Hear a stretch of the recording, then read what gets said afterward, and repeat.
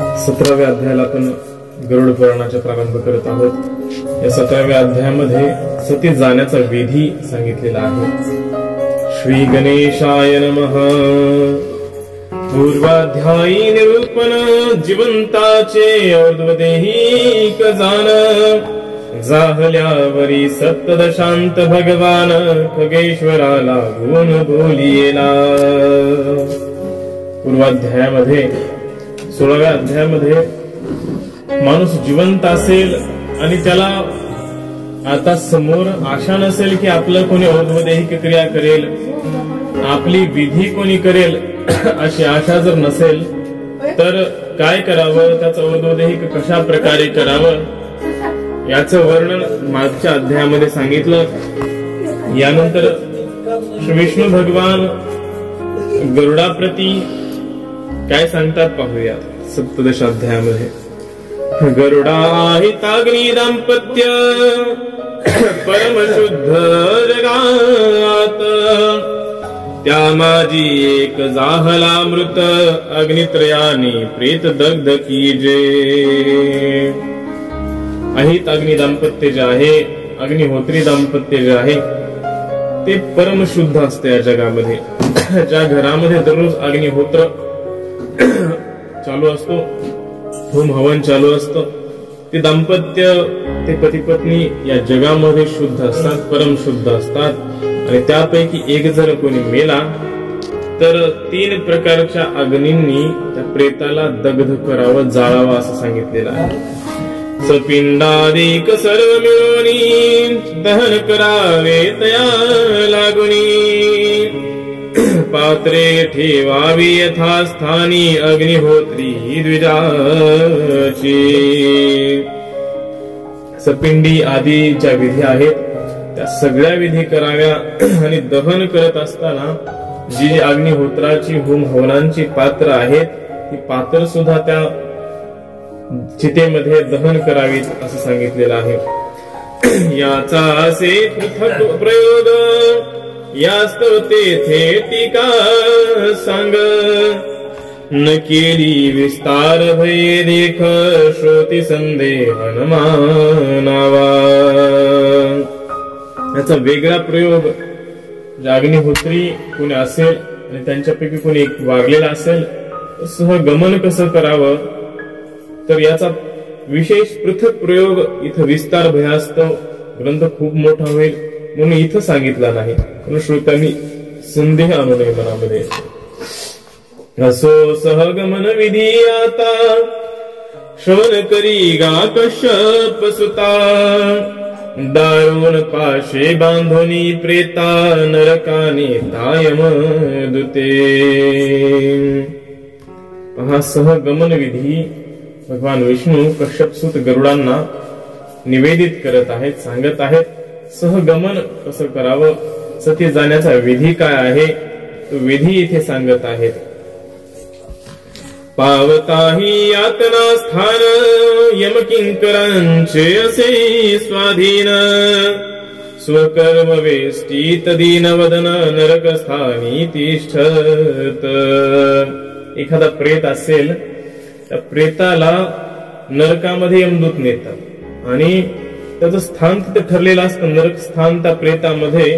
परंतु त्याची पत्नी करिता सहगमन उद्धार त्याचा होई जाण गारुडी सर्प काढी बिळातून स्वबळे जाण व्रतारा सोडवी पत्नी। त्याच्या कर्मांप्रमाणे जर नरकाला जाणारा तो पती असेल आणि त्याची पत्नीने जर सहगमन केलं तर त्या प्रेताचा उद्धार होतो। ज्याप्रमाणे बिळामधला साप तो गारुडी काढतो बाहेर, त्याप्रमाणे स्वतःच्या बळाने, स्वतःच्या पातिव्रत्य धर्माच्या बळाने ती पत्नी त्या पतीला नरकामधून सुद्धा बाहेर काढते। पती असे ब्रह्महत्यारी कृतघ्न अथवा मित्रद्रोह करी ऐशा सही सती उद्धरी सहगमन करोनिया। पती जर ब्रह्महत्यारा असेल, कृतघ्न असेल, केलेल्याची जाणीव न ठेवणारा असेल, अपकारी असेल, मित्रद्रोही असेल, अशा पापांमध्ये सुद्धा नरकाला जाणारा तो पती परंतु सतीमध्ये एवढं सामर्थ्य असतं, पतिव्रतेमध्ये एवढं सामर्थ्य असतं की सहगमन करून सती जाऊन ती त्याला वाचवू शकते. भ्रतारा सह वर्तमान स्वर्गी सुखी वसे जान 3.5 कोटी रोम प्रमाण अंगावरी तिच्या. सांगितलं की आपल्या पतीसोबत सहगमन जर तिनं केलं तर स्वर्गामध्येच तिला स्थान मिळतं पतीसोबत. आणि शरीरावर 3.5 कोटी रोम आहेत, 3.5 कोटी केस आहेत, तर तेवढं आयुष्य त्या स्वर्गामध्ये त्यांना राहायला मिळतं. तितुकी सहस्र वर्षे पर्यंत स्वर्गीचे सोहळे भोगित पिता मातेचे कुळतारित सहगमन करीत जे सती. तर तेवढे कोट्यावधी वर्ष, हजारो वर्षांपर्यंत स्वर्गीचे सोहळे म्हणजे स्वर्गातले सुख संपदेचा उपभोग ती सती तिच्या पतीसोबत करते. आणि ते कुळच तारत नाही तर माता पित्यांचं कुळ सुद्धा ती सहगमन करणारी स्त्री तारून नेते. ऐसी 3 कुळे तारी जिवंतपणी अवमान करी दुष्ट चित्ते प्रतिकूल नारी वर्ते जरी काम क्रोध मोहे. अंतकाळी भ्रतार स्मरुण सहगमन करी प्रीतीना तरी ती अत्यंत पावन भुवनत्रया माझारी. एखाद्या स्त्रीनं जिवंतपणी पतीचा खूप अपमान केलेला असेल, दुष्ट कपटीपणा चित्तामध्ये पतीबद्दल आणलेला असेल, त्यानंतर काम क्रोध आणि द्रोहाने मोहानेच त्या पतीसोबत बोललेली असेल नेहमी, तरी देखील अंतकाळी आपल्या पतीचं स्मरण करून जर ती सती गेली तरी देखील तिचे ते पातक नष्ट होतात, परम पावन होते ती. लहान जिचे बाळक आणि गर्भिणी असे रेख ऋतू प्राप्त न होता सम्यक सहगमन कदापि न करावे. बाळ जर लहान असेल किंवा गर्भिणी असेल, गर्भामध्ये बाळ असेल, तर जोपर्यंत ऋतू प्राप्त होत नाही तोपर्यंत सहगमन तिने करू नये. ती रजस्वलासली आणि सहगमन करू लागली तरी ते विषयी रीती चांगली ऐक गरुडा सावधान. जर ती रजस्वला असेल, मासिक धर्म प्राप्त झालेला असेल आणि सहगमन जर करायलेले असेल तर हे गरुडा सहगमन करण्यासाठी सती जाण्यासाठी काय विधी आहे तिचा ऐक. द्रोण परिमित साळीसी द्रोण म्हणावे 4 पायलीसी त्या कांडावया द्याव्या तिसी बळे मुसळासी आघात करावे. सांगितलं की द्रोण भरून साळी आणाव्यात. द्रोण म्हणजे 4 पायल्या. एक द्रोण म्हणजे छोट द्रोण नाही, द्रोण म्हणजे 4 पायल्या सांगितलंय. तर तेवढ्या 4 पायल्या साळी तिला कांडायला द्याव्यात आणि मुसळाने आघात करायला सांगावा त्या साळींवर. बळे करिता मुसळाघात योनीपासून रुधिर स्रवत विरजस्क झालिया निश्चित मृत्तिगादी स्नाने वेगळी. मग तो मुसळाघात करताना, बळाने मुसळाघात करताना एक अशुद्ध रक्त असेल ते निघून जाईल शरीरामधून आणि विरजस्क होईल ती स्त्री. आणि त्यानंतर मृत्तिकादी स्नान तिनं करावे, माती आदी पदार्थ लावून शरीराला स्नान करावे. करोनी मग दिन प्रमाण 30-20 10 गायी दान ब्राह्मणांशी सांग देऊन त्यांच्या वचने शुद्ध व्हावे. एक दिवसभर मग शुद्ध झाल्यानंतर दिवसभर तिने दान द्यावं. 30-20 किंवा 10 गायी. पूर्वीच्या काळी गायी खूप होत्या माणसांकडे, त्यामुळे 30-20 10 अशी संख्या सांगितलेली आहे. आता माणसांकडे गायीच राहिलेल्या नाहीत, तर जशा शक्य आहे तशा गायींचं दान करावं. ब्राह्मणांनाही सांग दान करावं आणि वचनाने शुद्ध व्हावं. मग चितेत शरीर होमावे ब्राह्मणी ब्रह्म शासन बरवे पृथक चित्ते तन दग्ध करावे विदेशस्थ स्वभावे पती मेल्या. सांगितलं की मग चितेमध्ये शुद्ध झाल्यानंतर चितेमध्ये तिला त्याच एकाच चितेमध्ये बसवावं, वेगळी चिता तिची मांडू नये. जर विदेशस्थ असेल तर ती दुसरीकडेच कुठेतरी मेल असेल तर काय करावं.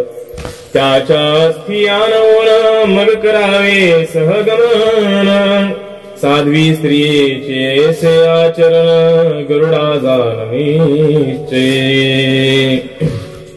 त्याच्या अस्थी आणाव्या, मग अस्थींसोबत सहगमन त्या साध्वी स्त्रीने करावं. पती रात्री पावला मरण तरी सूर्योदयी आचार्य बोलावून सहयान विधी श्रवण करून संभार संपूर्ण सिद्ध करावे. सांगितलं की पती जर रात्री मेला असेल तर सकाळी सकाळी सूर्योदयाच्या वेळी आचार्यांना बोलावून सहगमनाची विधी श्रवण करावी, संपूर्ण ऐकावी आणि नंतर संभार संपूर्ण जे काही अलंकार आहेत ते अंगामध्ये घालावेत, सिद्ध करावं.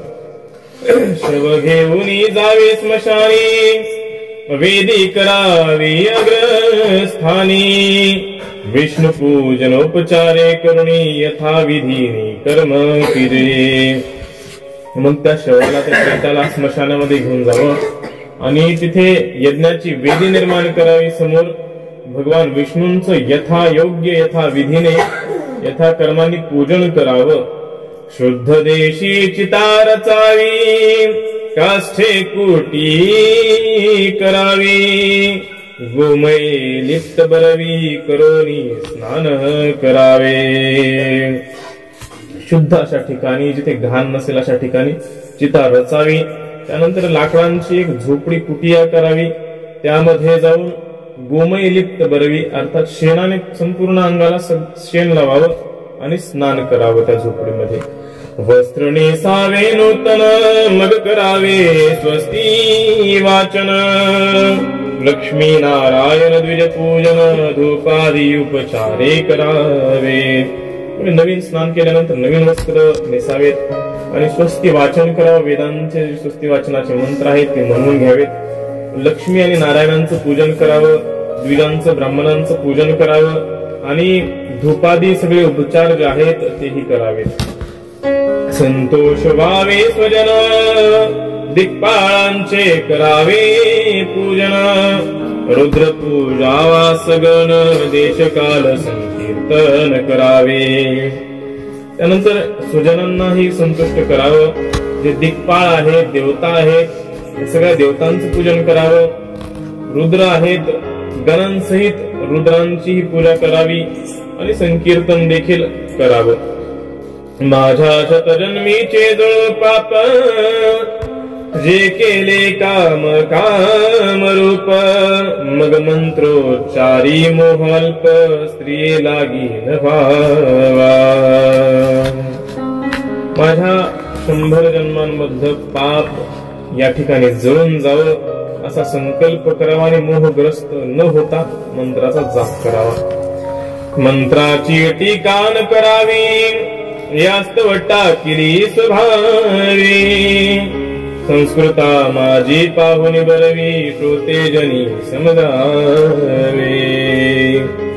मंत्राची टीका जास्त करत नाहीत, टीकार्थ त्याचं भाष्य जास्त करत नाहीत म्हणून तो भाग सोडून दिला आहे. सांगतात ज्यांना पाहायचं त्याने संस्कृत मध्ये गरुड पुराण आहे त्याच्यामध्ये पाहावं असं सांगतात. सो संपूर्णता करावी अर्पावी पुष्पांजली बरवी वस्त्र अलंकार दाने द्यावी पुत्राधिका आशीर्वाद द्यावा शुभ.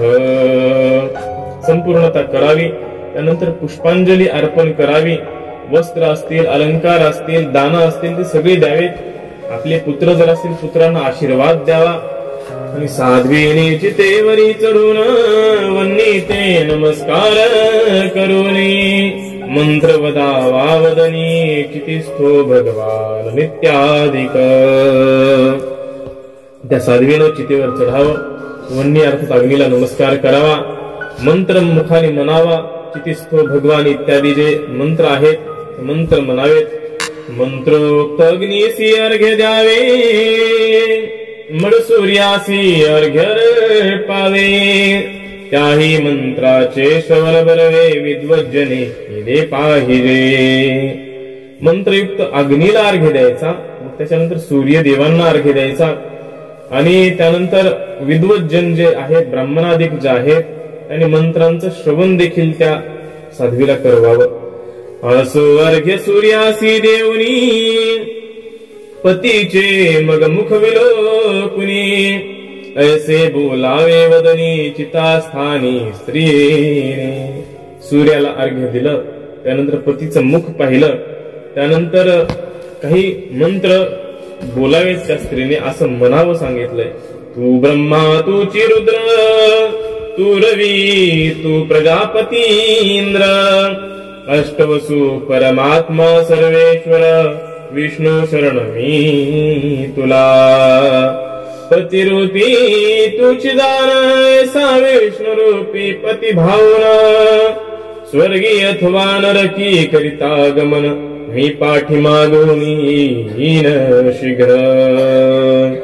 त्या ठिकाणी पतीचं मुख पाहून म्हणावं की तू ब्रह्मदेव माझ्यासाठी आहेस, तूच रुद्र आहेस, तूच माझ्यासाठी सूर्य आहेस, तूच प्रजापती आहेस, तूच इंद्र आहेस, तूच आठी वसू आहेस, तूच माझ्यासाठी परमात्मा आहेस हे पती देवा, तूच माझ्यासाठी विष्णू आहेस. अशा प्रकारे विष्णू रूप आहे पती असं समजून मनामध्ये स्वर्गामध्ये अथवा नरकामध्ये कुठे जिथे गमन करत असेल पती, त्या ठिकाणी मी येत आहे. ब्रह्महत्यादी पापापासूनी, मी सोडवीन यमलोकातुनी, ब्रह्मा विष्णू साक्षी सूर्यजनी, आणि दिक्पती तैसाची. हे पतिदेव, मी तुम्हाला ब्रह्महत्यादी कुठले का पाप तुमच्याकडून होईना, त्या सगळ्या पापांपासून मी तुम्हाला यमलोकातून सोडवीन. ब्रह्मदेव साक्षी आहेत, भगवान विष्णू साक्षी आहेत, सूर्यदेव आणि हे सगळे लोक आणि दिक्पती दिशांचे स्वामी देवता ते देखील साक्षी आहेत. आदित्य चंद्र नल, वायू आकाश भूमी सलिल, रात्र दिवस देव सकळ, मम साहसे तुष्टोतपे. आदित्य अर्थात सूर्यदेव आहेत, चंद्रदेव आहेत, अनल म्हणजे अग्नी आहे, वायू आहे, आकाश आहे, भूमी आहे, जल आहे, आणखी काही देवता आहेत, ती या माझ्या साहसानं संतुष्ट होत. ऐसे करोनी उच्चारण, हरिद्रा कुंकुम वस्त्रदान, पंचसुवासिनींसी शूर्पान्न, वायने सुलक्षण द्यावी तेव्हा. अशा प्रकारे उच्चारण करून हळदी कुंकुम वस्त्रदान 5 सुवासिनींना बोलवून सुपातून सौभाग्य अलंकार वगैरे काय आणखी काही दान द्यायचे त्या 5 सुवासिनींना द्यावं. देवांची करावी निमंत्रणा, सती सत्व परायणा, बस सत्व पूर्ण लक्ष्मी नारायणा, वायने संतुष्टोनी गाढ सत्व दीजे.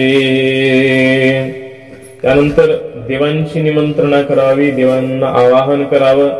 सत्वपरायण अशा सतीने त्यानंतर लक्ष्मी आणि नारायणांना संतुष्ट करावं, त्यांची पूजा करावी.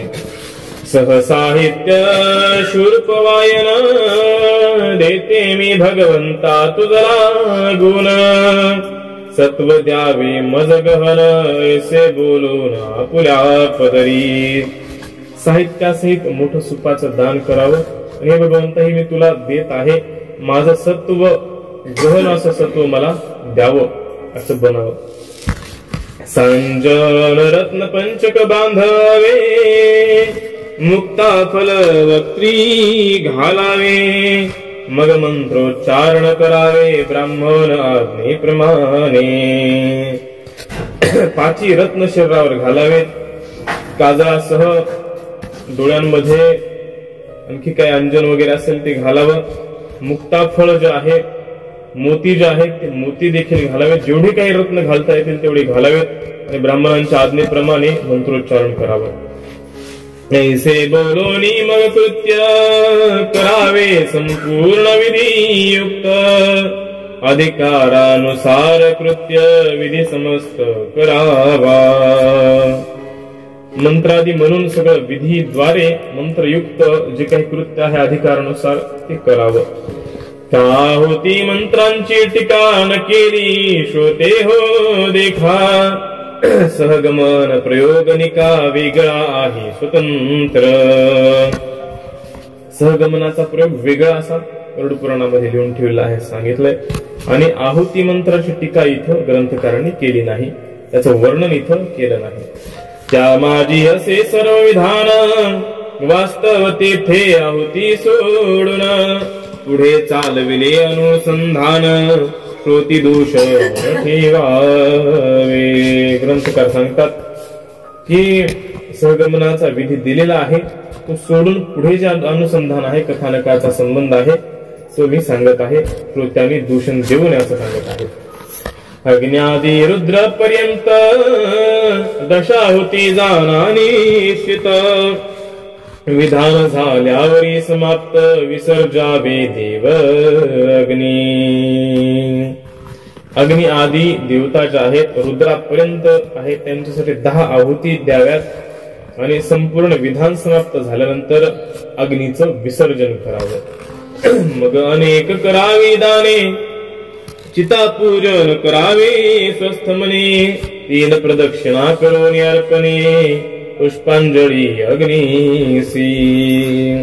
अनेक प्रकारची दान जे काय आहे ते करावेत. चितेचं पूजन करावं, स्वस्थ मनानं चितेचं पूजन करावं आणि 3 प्रदक्षिणा त्या चितेला द्याव्यात आणि पुष्पांजली अग्नीला अर्पण करावी. मग बोलावायचा मंत्र त्याचा अर्थ एका समग्र.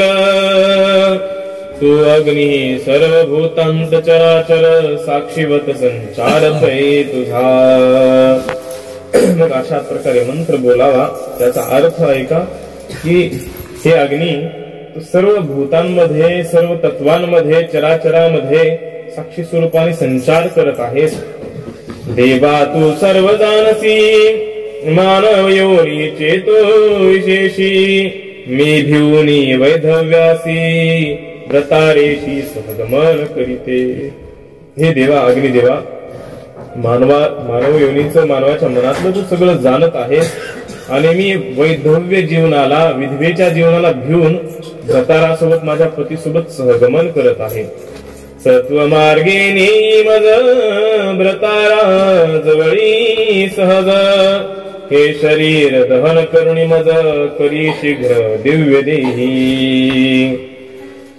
सत्व मार्गाने पुण्य मार्गाने मला माझ्या पतीजवळ आणे आणि हे माझं शरीर दहन कर, याला जाळून टाक आणि दिव्य देह माझा लवकरात लवकर निर्माण कर. तैसाची करी भ्रतार देह जाळोनी सर्व पाप समूह. मद स्वर्गी नेई भ्रतारासह हा देह आलंबुनी प्रवेश करीते. माझा देह तर दिव्य कर, परंतु माझ्या भ्रताराचा माझ्या पतींचा देह सगळी पाप संपून तोही देह दिव्य कर आणि माझ्या पतीसह स्वर्गामध्ये मला ने आणि माझ्या पतींच्या शरीराला आलिंगन करून मी त्या अग्नीमध्ये प्रवेश करत आहे. ऐसे बोलोनी कोलीत घ्यावे कुटी लागी स्वे लावावे. पतीसह दग्ध व्हावे ऐसे करावे सतीने. अशा प्रकारे त्या स्त्रीने जाण्यासाठी जे लाकूड आहे ते घ्यावं, त्या झोपडीलाही आग लावावी आणि स्वतः त्या चितेलाही आग लावून पतीसह दग्ध व्हावं. प्राणोत्क्रमणानंतर पुत्रे अर्धवदेही समग्र. पृथक पृथक यथा प्रकार भक्ती करून करावे. प्राणोत्क्रमण झाल्यानंतर मुलांनी अवधवदैहिक ज्या काही क्रिया सांगितल्या आहेत मृत्यूनंतरच्या त्या सर्व वेगवेगळ्या यथा प्रकार आदराने भक्तीने श्रद्धेने कराव्यात. अंतर पडून द्यावे किंचित ऐसे आख्यान सतींचे समस्त. महापवित्र होय थो चित्त तुझ प्रती कथीले. आणि भक्तियुक्त अंतकरणाने श्रद्धाधिक सर्व ज्या क्रिया आहेत त्या सर्व क्रिया कराव्यात सांगितलं. अशा प्रकारे हे पवित्र महापवित्र असं आख्यान सतींचं हे गरुडा तुला सांगितलं आहे. ऐसे गरुडासी निवेदन सुमुखे करी मधुसूदन शौनकादिकांप्रती सूत कथन करी आप माधव मने। हे ग्रंथकार माधव सांगतात की अशा प्रकारे गरुडाला हे सतीचं कथन, महापवित्र असे कथन सांगितलेले आहे भगवान विष्णूंनी आणि तेच कथन सूतजी शौनकादिकांना सांगत आहे। इति श्री गरुड पुराणे प्रेतकल्पे गरुड नारायण संवादे सहगम विधी वर्णनम नाम सप्तदशोऽध्यायः।